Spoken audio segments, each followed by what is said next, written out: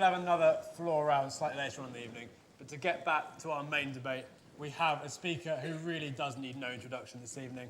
A world-renowned evolutionary biologist and one of the most famous critics of religion there is, Professor Richard Dawkins.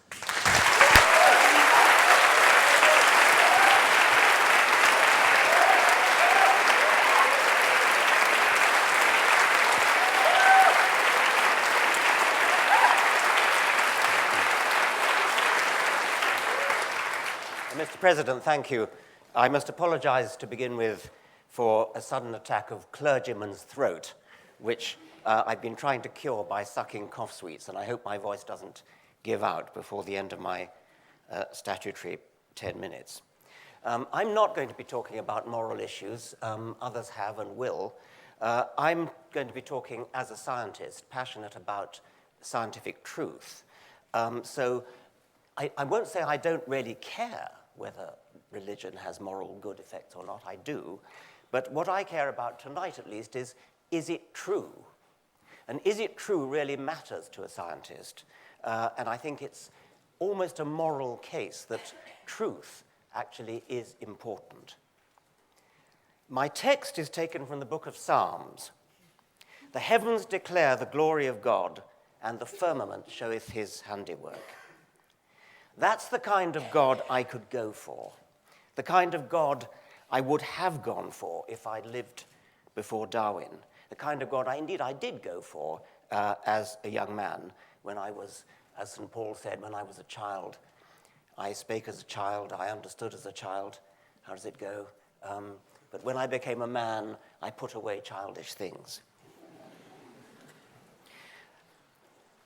I could go for a God whose primary business was to create the cosmos, to set up the laws of physics, to twiddle the knobs that fine-tune the physical constants in such a way as to foster the eventual emergence of biological evolution. Such a God, a grand God, the God of the cosmos, the God of the physicist, the God the hypermathematician, God the master architect, that would be a God worth worshipping.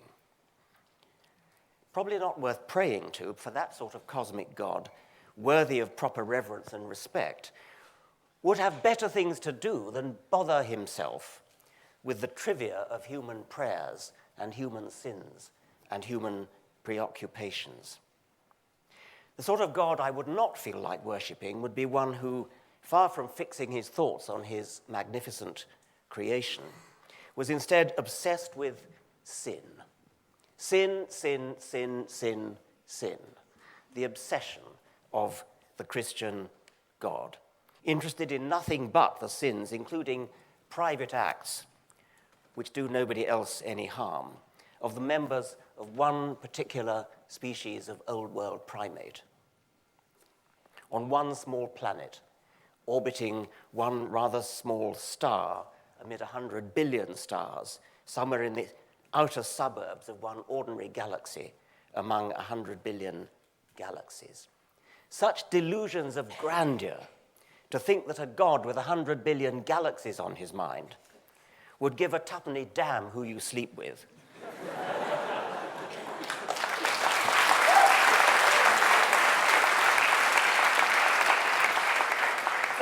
or indeed whether you believe in him.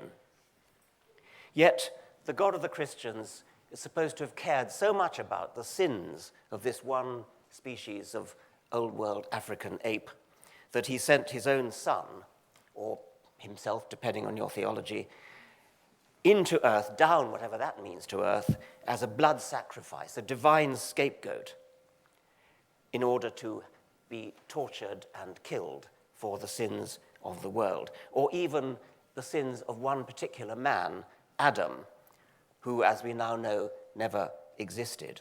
A somewhat empty gesture to die for the sins of somebody who never existed. But although modern sophisticated theologians, of course, don't actually believe in Adam, they do still seem to pay lip service to the idea, more than lip service, rather strong service, to the idea of original sin. We are suffused with sin. We're born in sin. We are sinful unless we plead forgiveness. That is not a very humane, not a very pleasant, not a very moral doctrine. And I think that the idea of the blood sacrifice is perhaps even worse. I'm mentioning only Christianity because that's the only religion I know well. It's part of my culture. I'm a cultural Anglican. Grateful, by the way, to be a cultural Anglican when you look at the competition. If I were a cultural Muslim, I'd probably have something to say about that faith's appalling treatment of women, appalling attitude to women, as well as various other moral points. But I want to go back to the God that I said I could go for, God the physicist, God the mathematician, God the all-wise cosmologist, God the immortal knob twiddler, who knows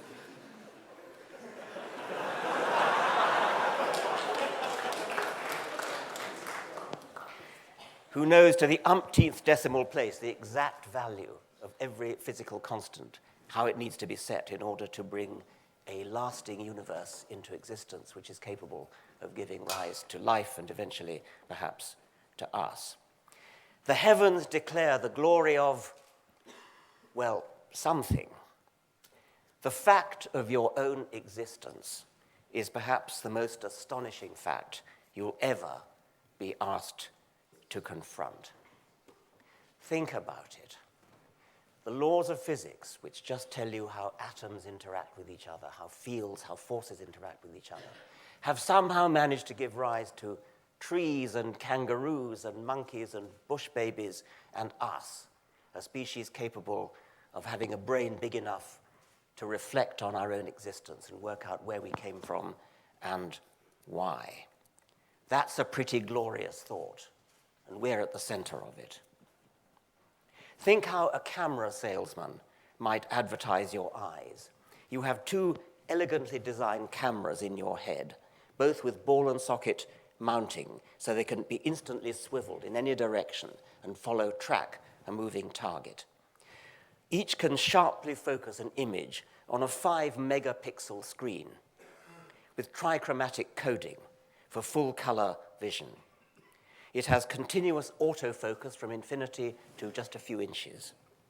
It has an auto-stopping iris diaphragm that can handle many orders of magnitude of luminosity change. It's a dual-mounted system with sophisticated computer hardware and software in the brain to bring into register the two images and form stereoscopic images. I mean, what an astounding fact that is.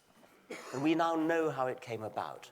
We know that it came about by a purely mechanical, automatic process. There was no design. Yes. Lara Kaplan, Emmanuel College.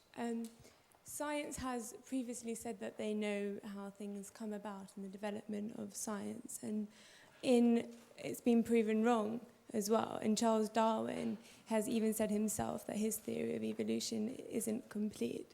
And I was just wondering what you would have to say about that. Well, it would not be much of a scientific theory if in the 19th century it was complete. Of course it wasn't complete, and of course those of us in the early 20th century and the late 20th century and indeed the 21st century have done enormous amounts to enlarge and improve Darwin's theory, but Darwin would recognize it as his own. It's one of the glories of science that it does, of course, advance, it does change. No scientist would ever wish to claim that it's absolutely finished, and I'll be coming on to that. The explanation for the existence of things like eyes is almost laughably simple, but it had to wait for the 19th century before we got a clue as to how it came about.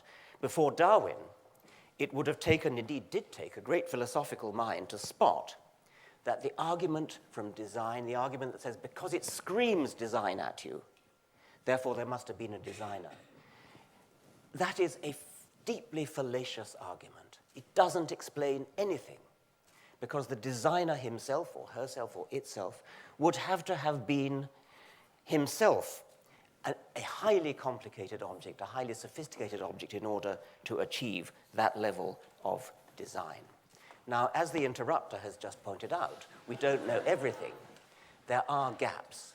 Theologians have long, good theologians at least, have long pointed out that we should not, as theologians, put our trust in the God of the gaps. That's a theological point, and it's a very valid one, because gaps shrink as science advances. There are still gaps. There's a gap in the origin of life. There's a gap in the origin of the cosmos. These gaps are now steadily being filled, and no sophisticated theologian would put his faith in these gaps. The whole lesson from the theological criticism of the God of the gaps argument is that you cannot resort to a designer as an explanation for anything, given that the task the designer is asked to do requires his own designer at least as complicated and sophisticated. The lesson from Darwin is that because the really difficult problem of explanation has already been solved by Darwin, the remaining gaps that need to be solved are relatively easy. Physics may await its Darwin, but it will come. There are many reasons why religion has no place. I'm concluding now. There are many reasons why religion has no place in the 21st century, and my colleagues will deal with them or have dealt with them. To a scientist, however, what's really objectionable about religion is that it fosters the idea that we should be satisfied with a non-explanation to a difficult question instead of working hard. It's hard work, working hard to provide a real explanation. Religious explanations are supernatural, but in no possible sense is a supernatural explanation for anything an explanation. It's a cop-out, a betrayal of the intellect, a betrayal of all that's best about what makes us human, a phony substitute for an explanation which seems to answer the question until you examine it and realize that it does no such thing. Religion in science is not just redundant and irrelevant, it's an active and pernicious charlatan. On that point. I've got to conclude now. I'm already over time. It peddles false explanations, or at least pseudo-explanations, where real explanations could have been offered and will be offered. Pseudo-explanations that get in the way of the enterprise of discovering real explanations. As the centuries go by, religion has less and less room to exist and perform its obscurantist interference with the search for truth. In the 21st century, it's high time, finally, to send it packing.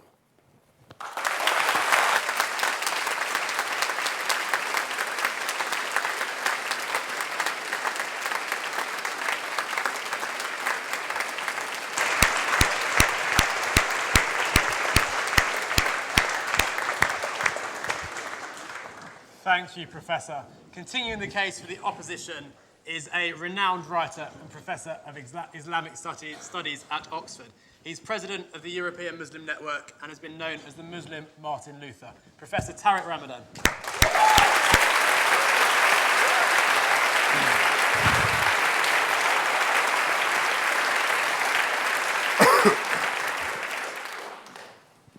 Thank you.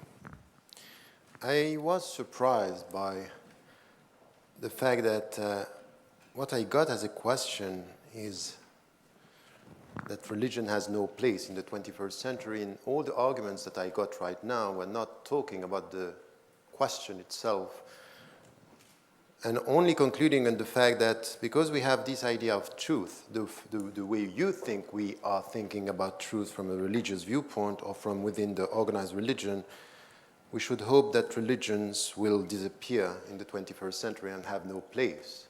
So the argument itself for someone who is a scientist is not very scientific and much more driven by passion. As if there is something which is behind all the scientific arguments, is more passionate than rooted in arguments. And it's exactly the same with what I heard in the first speech. For Muslims or for Christians or for organized religions, the fact that we think that morality has a transcendental source doesn't mean that we dehumanize morality. This is not an argument. This is dangerous.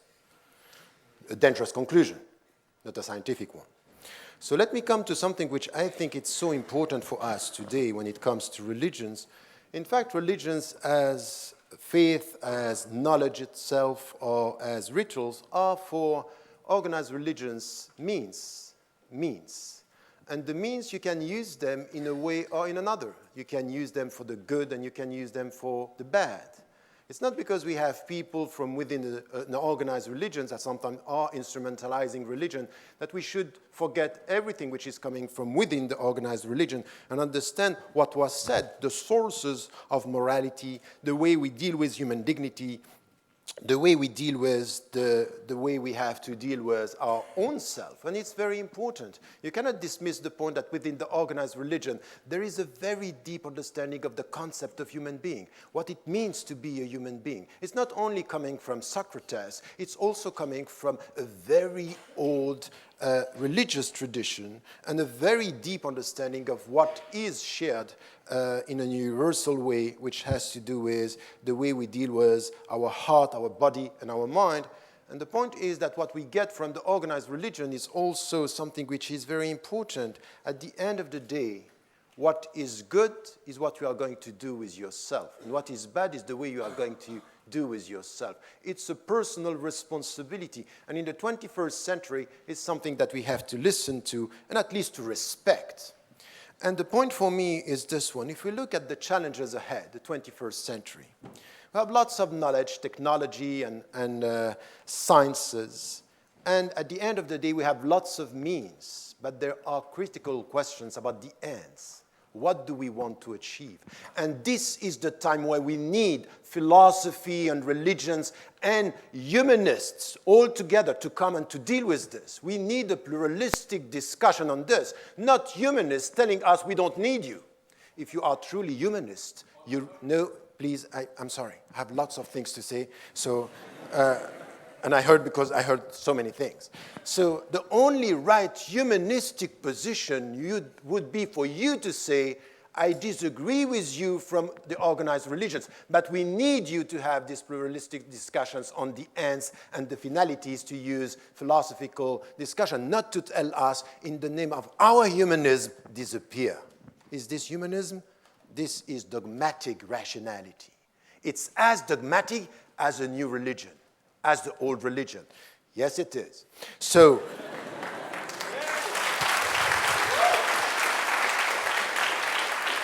my point here is to say something which is essential, which was said by Dr. William. It's so important. Yes, the contemporary world, our 21st century, needs religions to be involved in this discussion, because at the end of the day, what is coming from the organized religions, of course, we will find people, and we can keep on having anecdotes about 7/7 and Inquisition. You will always find in history something to prove your point. But at the end of the day, you have to look at the other side of what religions, organized religions, provide our humanity with. And this is something which is also important. In our century, what we need is a discussion, a deep discussion about the ends, in order to come to talk about the human dignity. But I would say that religions need what is happening now in the 21st century. And we have to engage with religions. And all what you are saying is not about sitting down and saying this religion, and to essentialize religions by saying they are bad with women, they are bad with this, they did this. That's not a discussion. That's ridiculous. It's not going to be the answer to our discussion today. The answer to our discussion is, let us engage with religions and let us engage with dogmatic rationality and scientism, in a way which is telling us what are the ends, what do we want to achieve. What I want from within an organized religion is you. I need you, by the way. I need you. Because you are helping me to deal with my own fellow brothers and sisters in the religious communities, to say, I don't want people to instrumentalize my religion. I don't want formalism. I don't want dogmatism. I want you to challenge me in order for me to come back to my religious brothers and sisters in humanity as well, to be able to come with a better understanding. And you know what? You need me. You need us, in order not to come to this arrogant attitude to look at people, because implicitly in all you are saying, there is a superiority complex. The way you deal with religions is, we are backward. And we need each other because we are not facing the world the way it is. And I think that this is problematic. Because what I see in this, it's dogmatism. I don't know where I am in my time. So I would say that in this discussion today, when we need each other and we have to engage with religion, it's also to come in this discussion in the 21st century to question the very essence of religion. And, okay.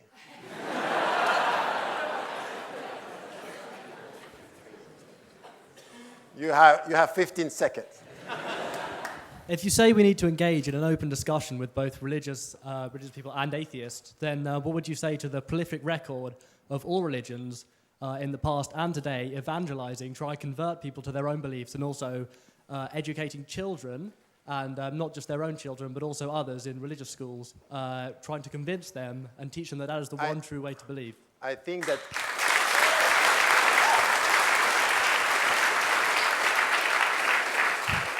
You are exactly explaining my point. This is what I said, that you will always find people within religious, organized religions trying to convince and trying to convert people. But I would tell you that it's exactly the same with some atheists. They want to convert people to atheism. That is the same.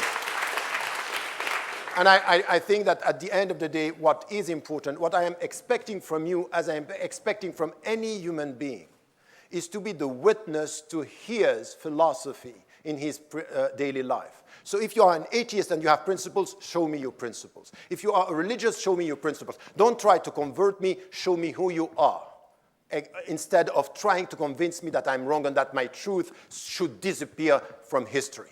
Anyone who wants someone to disappear from history, religious thoughts or philosophical thought, is dangerous, because this is dogmatism. This is dangerous. Behind it, this is a new way of dealing with power. My conclusion is to say, if I come to what is needed to our world today, to our world today in the contemporary world, is very much to look at what religions can provide us with. And when, for example, and you know, in organized religion, it's not only something which has to do with community, it has to do with community, and it has to do with individuals. So when it comes to something that I learned from within a tradition, I'm dealing with scientific truth, philosophical truth, and I'm acknowledging the fact that we don't have one final answer, and even Richard Dawkins cannot prove that God doesn't exist. So when he doesn't prove this, let us come to what is our way of life. In religious traditions, we find a way of educating yourself, know who you are and not only what you have, something which is very needed in our consumerist societies, that we need something which is questioning the very end and purpose of our human life. And I think that if we don't take this as something which is the religious contribution to a philosophical and needed discussion on ethics, for example. I don't care about the source of morality.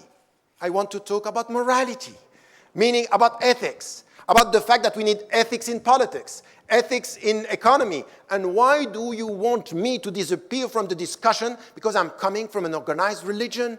Don't do that. Just say, welcome to the discussion. So my conclusion is, if you are faithful to your humanistic position, you should be against the motion. Thank you.